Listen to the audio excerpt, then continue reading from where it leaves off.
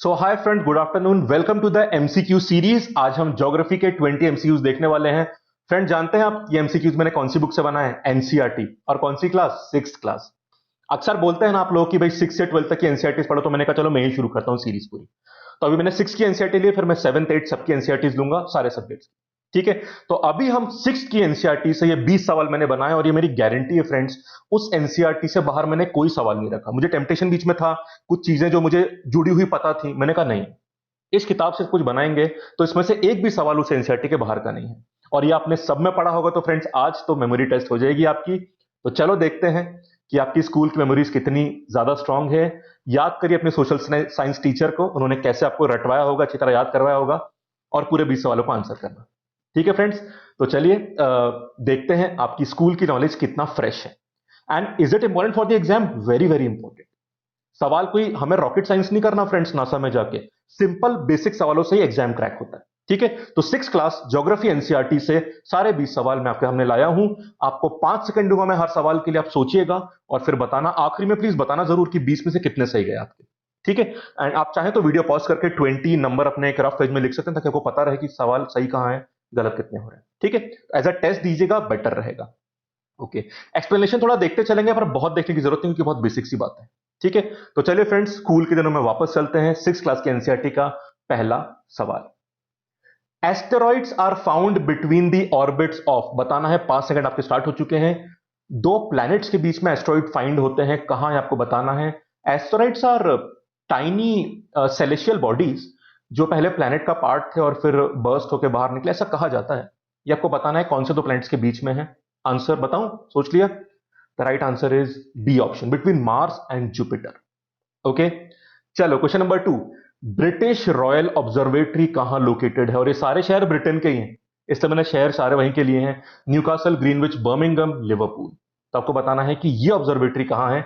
बहुत important significance है इस लेबोरेटरी की, इस ऑब्जर्वेटरी की, सॉरी, बहुत इंपॉर्टेंट। सोचिए, 2-3 सेकंड में और दे रहा हूं, कहां पर लोकेटेड है आपको बताना है।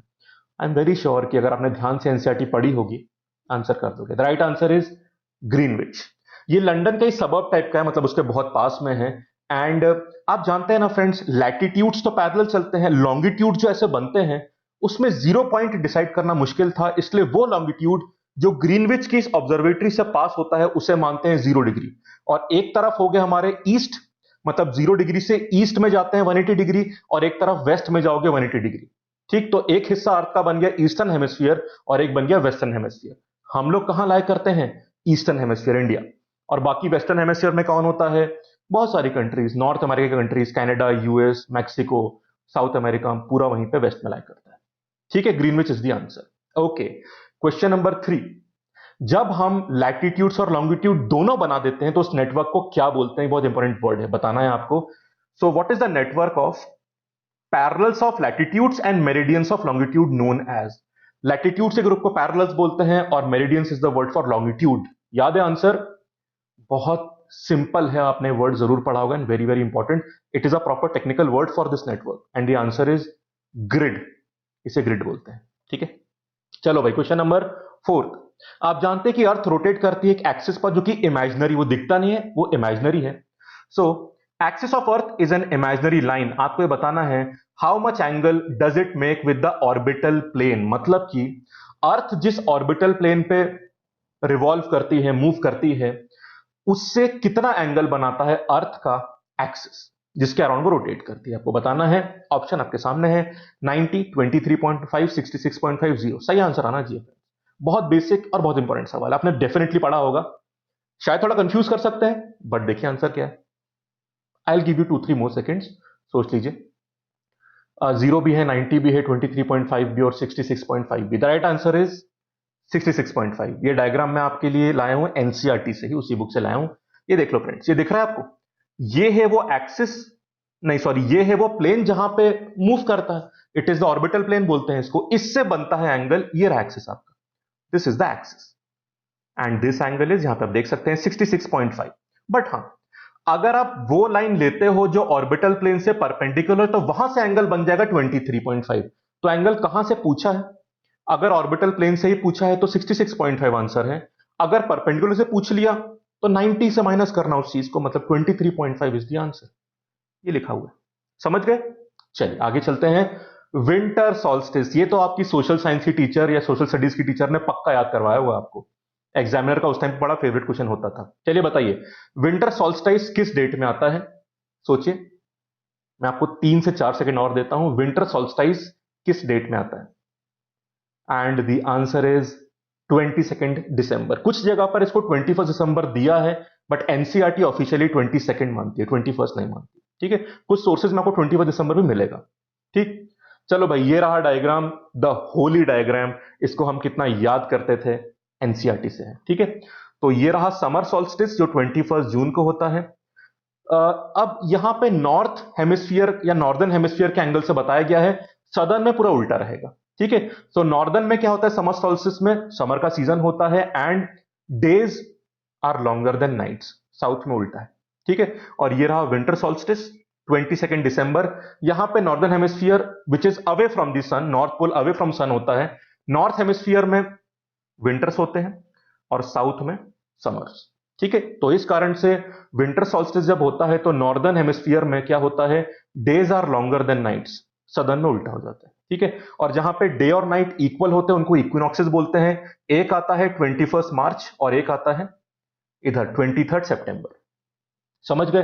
अब 21 मार्च को नॉर्थ हेमिस्फीयर में स्प्रिंग और साउथ में ऑटम होता है, और 23 सितंबर में नॉर्थ में ऑटम होता है और साउथ में स्प्रिंग होता है।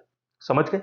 चलिए, तो इस तरह से मतलब आपको डेट्स पता होनी चाहिए, बाकी डिटेल में उतना नहीं पूछेंगे इसमें।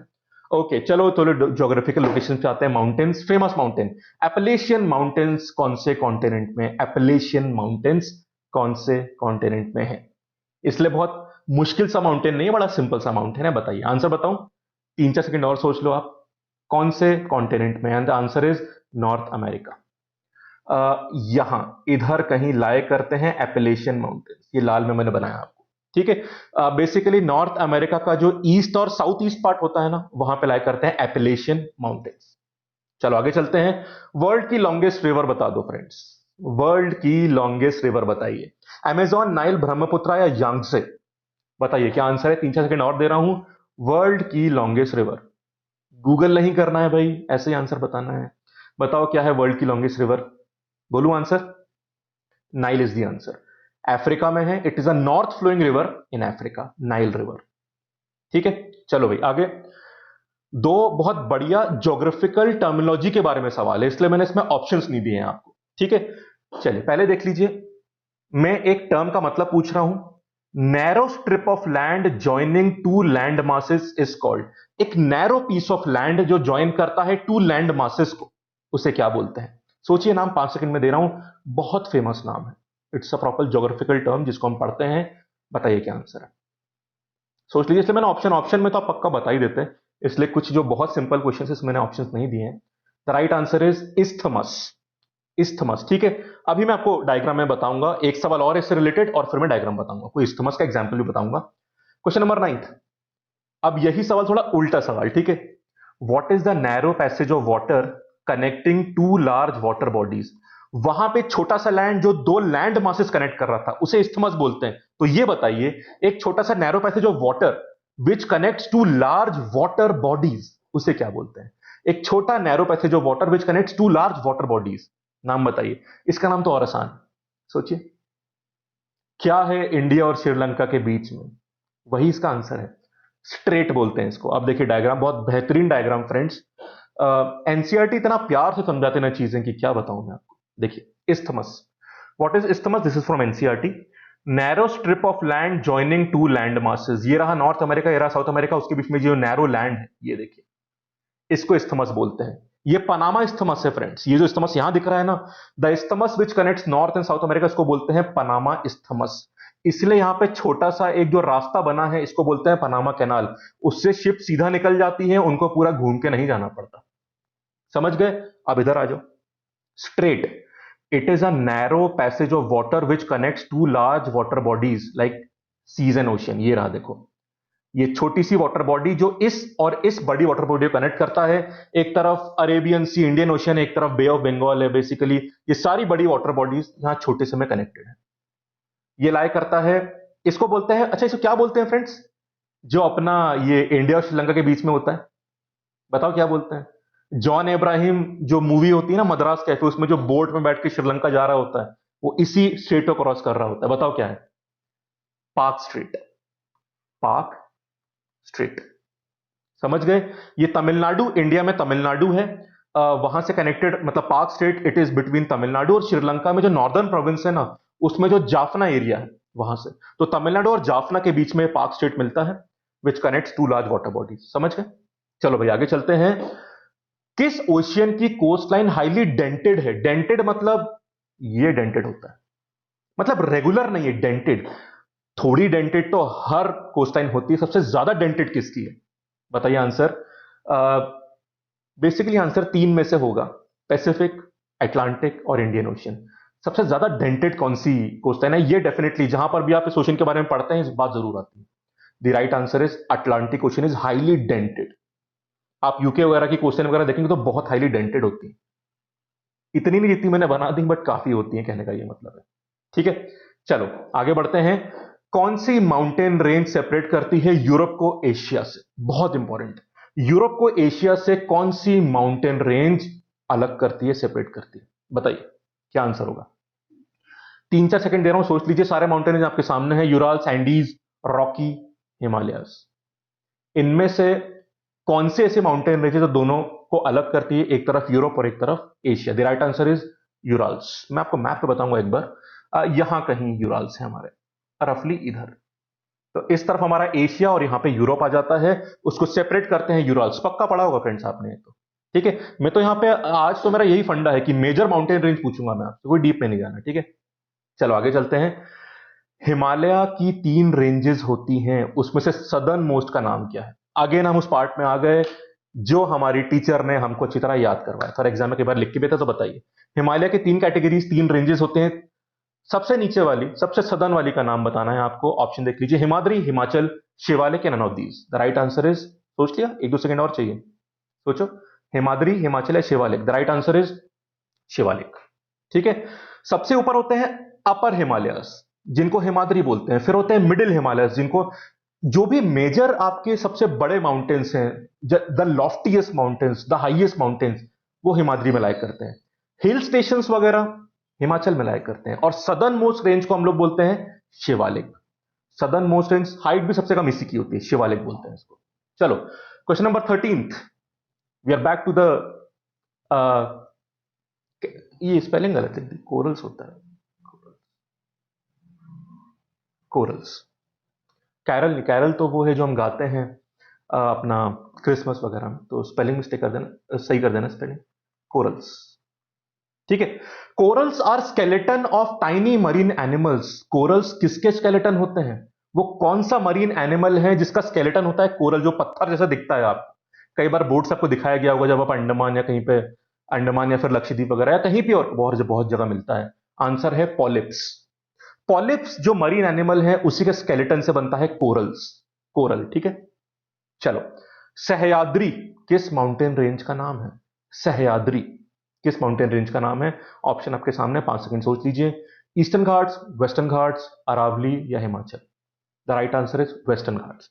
वेस्टर्न घाट्स को सह्याद्री भी बोलते हैं। आप कंपैरिजन भी जानते हो, वेस्टर्न घाट्स रिलेटिवली ज्यादा लॉफ्टी है, ज्यादा हाइट है उनके as compare to eastern Ghats. चलो, क्वेश्चन नंबर 15। इंडिया की ओल्डेस्ट माउंटेन रेंज बताइए। और ये जो आंसर है, it is one of the oldest mountain range of the world also. World में भी वन ऑफ द ओल्डेस्ट है, और इंडिया की तो ओल्डेस्ट है। Aravalli, Himalayas, Vindhyas, western Ghats? The right answer is, ये भी बहुत फेमस है। आया समझ में आंसर? बताऊं? अरावलीज। अरावलीज वो माउंटेन रेंज जो दिल्ली से स्टार्ट होती है, एंड हरियाणा का सदर्न पार्ट, उसके बाद राजस्थान से होते हुए गुजरात तक पहुंचती है, तो वो पूरा अरावलीज है। हिमालयस वगैरह तो बहुत यंग माउंटेन्स है, यंग फोल्ड माउंटेन्स। अरावली तो बिल्कुल बहुत ही पुराने के कंपैरिजन में। ठीक है, इसलिए आप देख रहे हैं कि अरावलीज की हाइट बहुत ज्यादा नहीं है। हाईएस्ट पीक क्या है फ्रेंड्स अरावली की? गुरु शिखर, जो माउंट आबू के पास है। हाइट कितनी है गुरु शिखर की? लगभग 1722 metres. So the highest peak of Aravallis is 1722 metres वाली गुरु शिखर। ये वॉर्न आउट है, बहुत हाइट नहीं है इनकी, पहले रही होगी अब तो नहीं। ठीक, इसी तरह से हिमालयस भी कई बाद में वॉर्न आउट होंगे, अभी तो अरावलीज हो चुके हैं, they are very old. Himalaya तो बहुत यंग है इन कंपैरिजन में। समझ गया? चलो, क्वेश्चन नंबर 16। दुनिया में कौन सी जगह में हाईएस्ट रेनफॉल मिलता है? Which place receive the highest rainfall in the world? Friends, मैं स्टेट की बात नहीं कर रहा, ये इंडिया में ही है, स्टेट की बात नहीं, स्टेट तो मैं बता रहा हूं आपको, मेघालय। जगह बताओ, पक्का रटी होगी आपने, पक्का। The right answer is Mawsynram, it is in Meghalaya. ठीक है, ईस्ट खासी हिल डिस्ट्रिक्ट जो होता है ना मेघालय का, वहां पे ईस्ट खासी हिल, 3 हिल से ना, गारो, खासी, जयंतिया, तो ईस्ट खासी हिल डिस्ट्रिक्ट में है मौसिनराम। दुनिया में सबसे ज्यादा बारिश यहीं पे होती है। ठीक है, I wanted, I am not sure it's a tourist place और नॉट, बट बहुत बचपन से मैंने कि इतना जगह का नाम सुन रखा है, जाना है। कोई आप में से गया हो तो बताएगा, मौसिनराम। Okay, question number 17।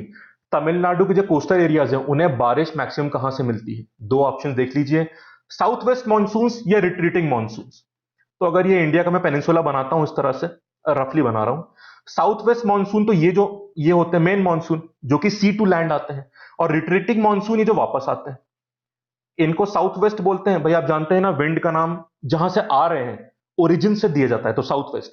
ये कहां से आ रही है? नॉर्थ ईस्ट, तो इनको नॉर्थ ईस्ट बोलते हैं, जिनको रिट्रीटिंग भी बोलते हैं। तो आंसर क्या है?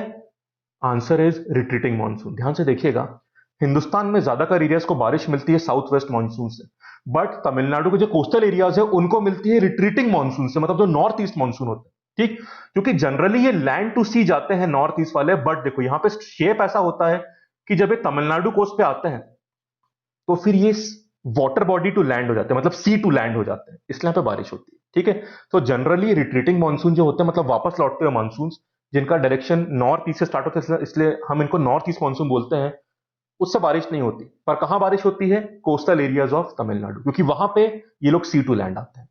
बाकी डिटेल में जब मानसून पढ़ेंगे तो उसकी बात करेंगे, तो थोड़ा एक्सेप्शन एरिया है, ध्यान रखिएगा। अर्थ की रैंक बताओ फ्रेंड सोलर सिस्टम में। What is the rank of earth in terms of size? कौन से नंबर पे आती है earth in terms of size?